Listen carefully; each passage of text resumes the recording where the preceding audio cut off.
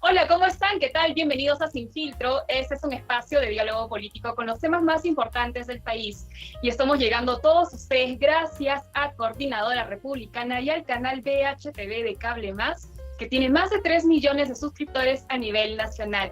Desde aquí les mandamos un fuerte abrazo a todos los que nos ven en sus hogares. Y bien, el día de hoy tenemos un tema muy interesante. Vamos a hablar sobre el Currículo Nacional de Educación Básica, especialmente sobre la Guía de Educación Sexual, que nuevamente esto está trayendo polémica. Ya recordamos en el 2017 que se marchó contra la ideología de género. Muchísimos grupos, activistas, pro familia, estuvieron en contra de algunos temas que tienen algo que ver, ¿no? Una relación con el tema de la Guía de Educación Sexual, que la vamos a detallar más adelante. Y luego en el 2019 también hubo un escándalo, ¿no? Por los temas que tienen que ver justamente con estos aspectos sexuales que se estaban incluyendo en el currículo. Y bien, para hablar sobre esto hemos invitado a Jorge de Lama. Él es abogado y vicepresidente de RENAFAN, con quien vamos a detallar más estos temas y nos va a contar. ¿Cómo estás, Jorge? ¿Qué tal? Bienvenido. Bien, encantado de estar con ustedes nuevamente, de verdad. Gracias por la invitación y feliz y espero aportar algo a que nuestra audiencia, autoaudiencia pueda entender de qué trata esto de la ESI, ¿no? ¿A qué va? ¿De qué va? Así es. Y justamente estábamos comentando, ¿no? Los grupos pro familia, los que defienden los valores familiares, ¿no? Se consolidaron prácticamente el 2017, ¿no? Ya mucho antes también habían pequeñas actividades, pero con esta gran marcha que se desató a nivel nacional, ¿no? Liderada por el grupo Con Mis Hijos No Te Metas y muchísimos más que se sumaron a esta gran cruzada, se pudieron hablar de estos temas abiertamente, ¿no? Además, esto trae cola porque a partir de estas marchas, de unas posturas de padres de familia, de activistas pro familia, estuvieron en contra de ciertos temas sexuales que se estaban incluyendo en la currícula nacional. Jorge, explícanos más de qué se trata esto y por qué deberíamos tratar este tema abiertamente. Sí, claro, cómo no, mira, durante ya bastante tiempo hay un plan en el Minedu, una intención en el Minedu de imponer en la educación de los niños un tipo de educación sexual o un tipo de antropología humana que responde a una cosmovisión particular de la sexualidad e identidad humana a los niños. O sea, esta cosmovisión es la cosmovisión que le denominan enfoque de género, pero nosotros le llamamos ideología de género. ¿Por qué? Porque si tú revisas pues el estado actual de la ciencia, esta antropología en realidad no es científica, y aún así quien quiera llamarla científica al menos no es consensuada al nivel de la academia, ni tanto por los biólogos ni tanto por los científicos sociales. Entonces el Estado lo que ha querido hacer durante varios años es imponer esa antropología, esa cosmovisión de la sexualidad en la educación. Primero lo intentó a través del currículo de educación básica, donde incorporó el enfoque de género como si fuera un enfoque transversal, sin consultar a los padres de familia. ¿Por qué debería consultarlo? Primero vamos por partes, ¿no? El padre de familia tiene derechos, ¿ok? Tiene derechos. Tiene un derecho a que sus hijos o sus pupilos reciban una educación moral que esté de acuerdo con sus propias convicciones. Esto yo no lo invento, está en el artículo 12 de la Convención Americana de Derechos Humanos, en el artículo 13 del Pacto Internacional de Derechos Económicos, Sociales y Culturales, en el artículo 18 del Pacto Internacional de Derechos Civiles y Políticos. O sea que si nuestra audiencia quiere revisar que esos derechos sí existen, existen. Y esos 3 tratados han sido ratificados por el Perú. Ahora, también los padres tienen otro derecho. ¿Cuál es el otro derecho? Que tienen derecho a elegir el tipo de educación, no el colegio, ¿eh? Tipo de educación que habrá de darse a sus hijos y de participar en el proceso educativo. Estos derechos, ¿dónde están? En el artículo 26 de la Declaración Universal de Derechos Humanos y en el artículo 13 de nuestra Constitución Política de Perú.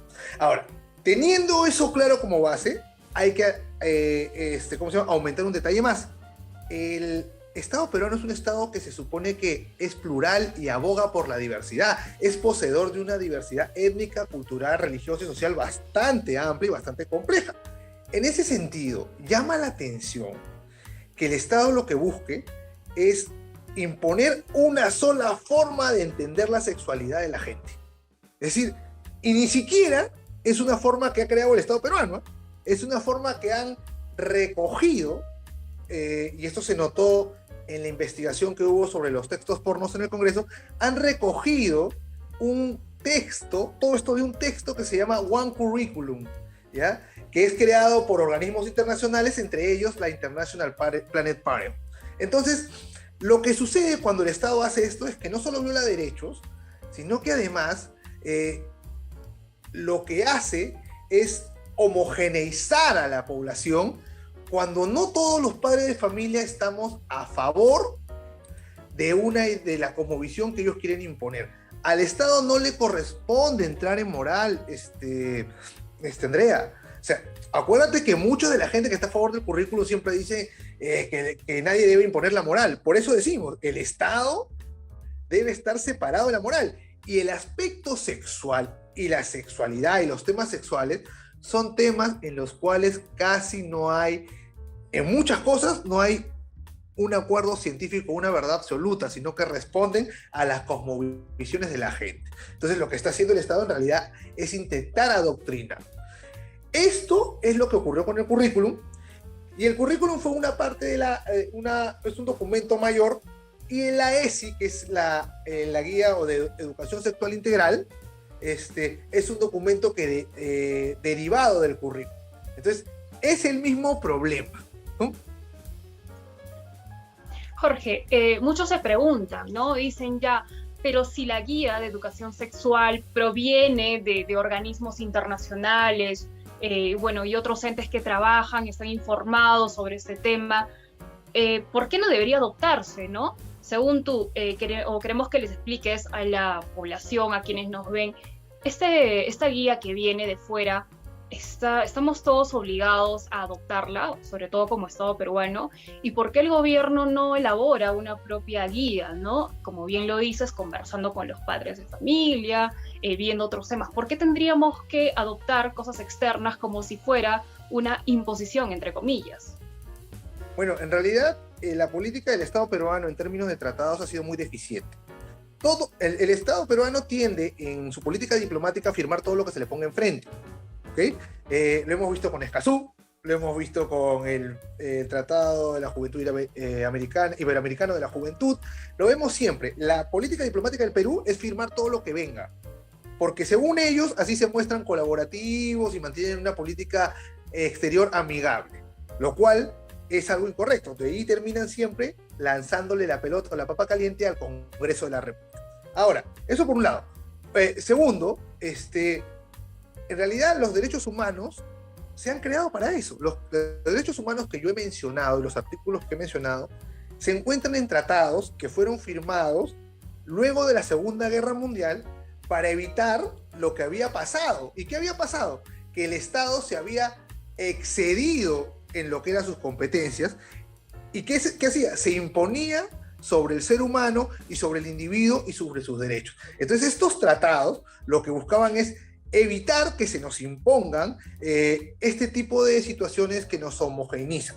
Ahora, ese es uno de los primeros motivos por los cuales nosotros no le debemos nada a las organizaciones internacionales. No existe un solo tratado que diga que nosotros tenemos que aprobar esto, ni tampoco un solo tratado internacional o una obligación del Estado peruano para que nosotros tengamos que recibir y adoptar o acogernos a los paquetes ideológicos de las entidades internacionales. Las entidades internacionales en realidad son solamente, o deberían ser, digamos, oficinas o vehículos para complementar lo que las naciones o los estados acuerdan en las asambleas generales de la ONU, por ejemplo, ¿no? Pero nada más. Lo que sucede es que hay una burocracia internacional que le gusta excederse en sus competencias para obtener algunos objetivos que consideran correctos, aún en contra o en detrimento de los derechos de los ciudadanos. Eso nos dice lo siguiente: nosotros no estamos obligados a aceptar nada de eso, porque los derechos humanos son individuales. A eso voy. Yo como ser humano tengo el derecho de decirte que no quiero que a mi hijo se le enseñe tal o cual cosa porque no responde a mi cosmovisión. Y ya hay un tratado que a mí como individuo me protege.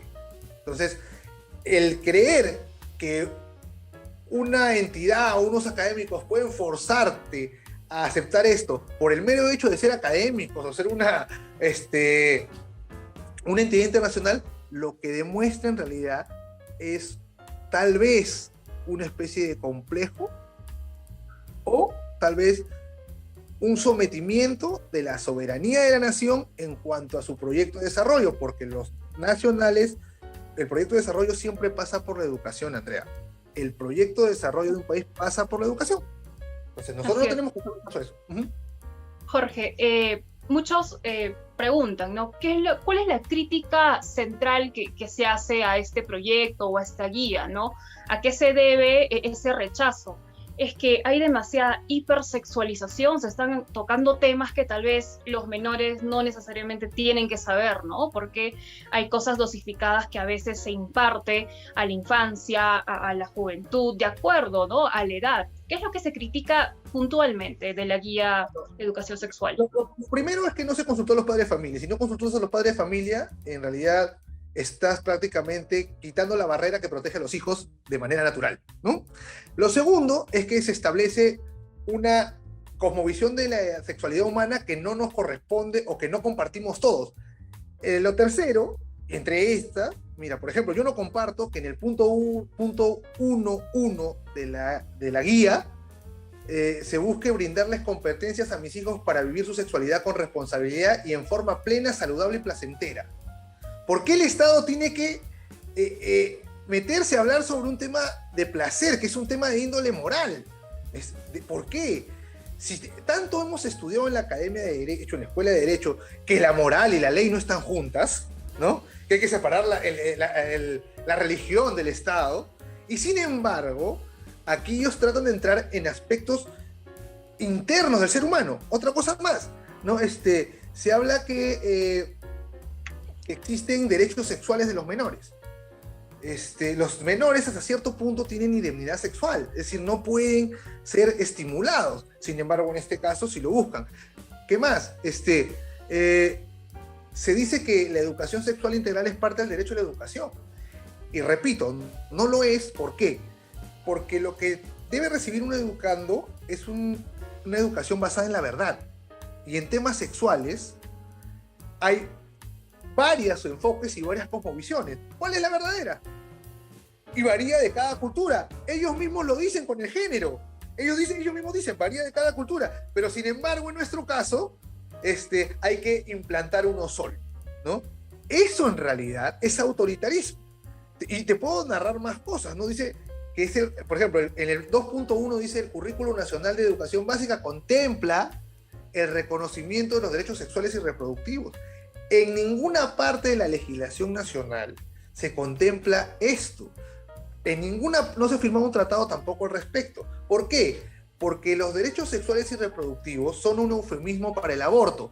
Y no lo digo yo porque sea conspiranoico. Es más, cuando hubo la conferencia de Beijing en el 95, donde se introdujo por primera vez en un documento internacional a nivel mundial la palabra género, también se habló de reconocimiento de los derechos sexuales y reproductivos. Pero ¿qué dijo el Perú, representado por Marta Chávez?